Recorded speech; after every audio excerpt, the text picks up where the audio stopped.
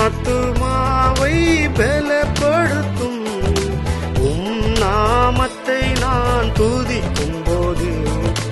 என் ஆத்துமாவை பலப்படுத்தும் எனக்கு நீர் உதவும் போது நீதிமான்கள் சூழ்ந்து கொள்வார் எனக்கு நீர் உதவும் போது